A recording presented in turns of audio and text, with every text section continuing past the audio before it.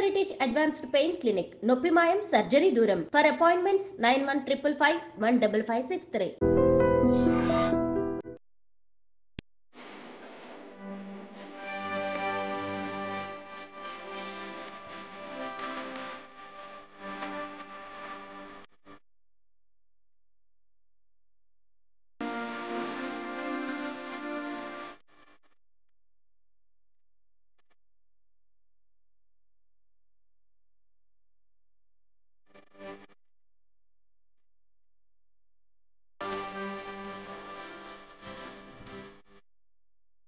తెలంగాణ, ఆంధ్రప్రదేశ్లోని పలు ప్రాంతాల్లో కొన్ని సెకన్ల పాటు భూమి కంపించింది. దీంతో జనాలు తీవ్ర ఆందోళన చెందారు. భయంతో వెంటనే ఇళ్లలో నుంచి బయటకు పరుగులు తీశారు. అయితే ఇందుకు సంబంధించి నేషనల్ సెంటర్ ఫర్ సిస్మాలజీ కీలక అప్డేట్ ఇచ్చింది. ఈ రోజు ఉదయం 7:27 తెలంగాణలోని ములుగులో రిక్టర్ స్కేల్ పై 5.3 తీవ్రతతో భూకంపం సంభవించిందని నేషనల్ సెంటర్ ఫర్ సిస్మాలజీ తెలిపింది. భూకంప కేంద్రం 40 కిలోమీటర్ల లోతులో ఉందని పేర్కొంది.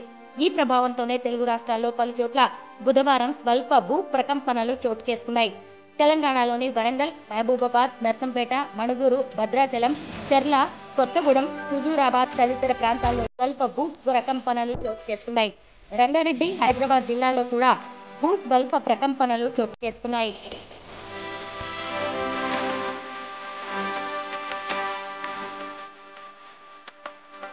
ములుగు జిల్లా మేడారంలో భూకంప కేంద్రం ఉన్నట్లు సమాచారం. మేడారంలో సెప్టెంబర్ 4న 1,00,000 వృక్షాలు కూలిపోయాయి.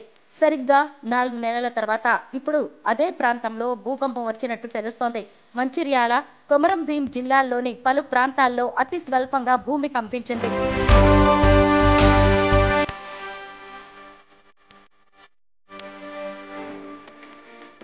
అలాగే మణుగూరు సబ్ డివిజన్ వ్యాప్తంగా కొన్ని సెకన్ల పాటు భూమి కంపించింది. ఉదయం 7:25 భూ ప్రకంపనలు వచ్చాయని అక్కడి వారు చెబుతున్నారు. మహబూబాబాద్ జిల్లా గంగారంలో భూమి తీవ్రంగా కంపించింది. దీని దెబ్బకు కుర్చీలో కూర్చున్న వారు సైతం కింద పడిపోయారు. ఇల్లందు పట్టణంతో పాటు మండలంలోని పలు గ్రామాల్లో స్వల్పంగా భూమి కంపించింది. ఒక్కసారిగా ఇళ్లు కదలడంతో ప్రజలు భయంతో ఇళ్ల నుంచి బయటకు పరుగులు తీశారు. కరీంనగర్, విద్యానగర్లోనూ భూమి కంపించిందని తెలుస్తోంది. నిలబడిన వారు సైతం ఒక్కసారిగా పక్కకు ఒరిగినట్టు స్థానికులు చెబుతున్నారు.